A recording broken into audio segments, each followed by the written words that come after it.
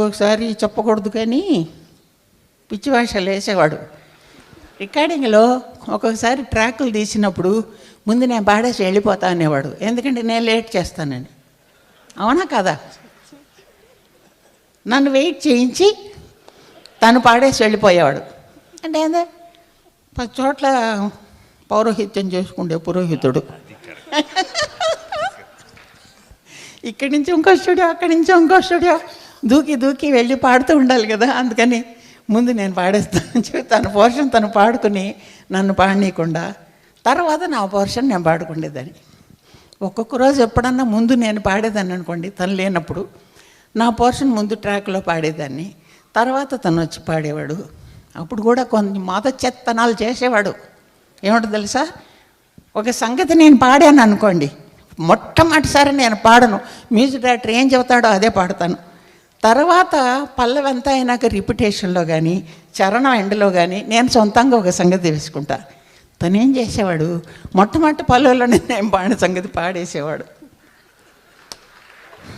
పాడితే తనది విని అది నేను పాడినట్టు అవుతుంది కదా.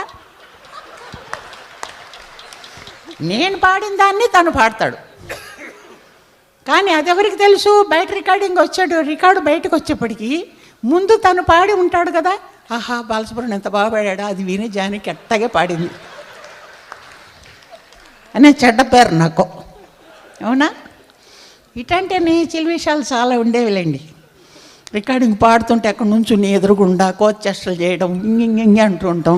ఎందుకంటే నేను తప్పాలని, పాట తప్పిపోవాలని, తప్పులు పాడాలని. కర్మంగాలు ఎప్పుడన్నా నేను పట్టించుకునేదాన్ని కాదు. ఎప్పుడన్నా చిన్న మిస్టేక్ చేశాను అనుకోండి, ఈ మైకులో లోపల రికార్డ్ చేసే చోట అందరూ కూర్చుంటారు, వాళ్ళందరూ వినేట్టు, ఏంటండి జానకి గారు ఇన్నాళ్ళు పడతాం ఇంత పెద్ద సింగర్, మీరు తప్పులు పాడడం ఏంటి అనేవాడు. చేసి చెత్తనం చేసి. అవునా? అక్కడి నుంచి మా ఆయన వచ్చేవాడు కదా, రికార్డింగ్ మా హస్బెండ్ వచ్చేవాడు కదా, లోపల కూర్చుండేవాడు.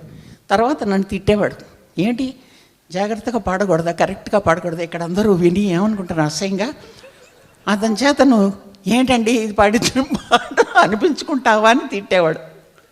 ఈ అక్షంతలన్నీ నాకు చెప్పాలి, కొన్ని విషయాలు దాచిపెట్టకూడదు.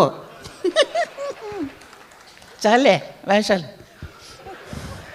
ఇట్లాంటివన్నీ మాకు జరుగుతుండేవి. ఎందుకు చెప్పచ్చంటే ఆల్రౌండర్, దీంట్లో కూడా రౌండ్ అయిపోయినాడు.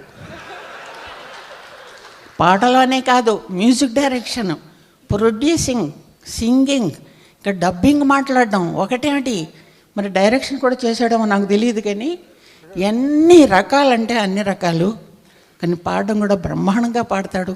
ఏ భాష పాడినా బ్రహ్మాండంగా ఉంటుంది, ఎట్టాంటి పాట పాడినా బ్రహ్మాండంగా ఉంటుంది.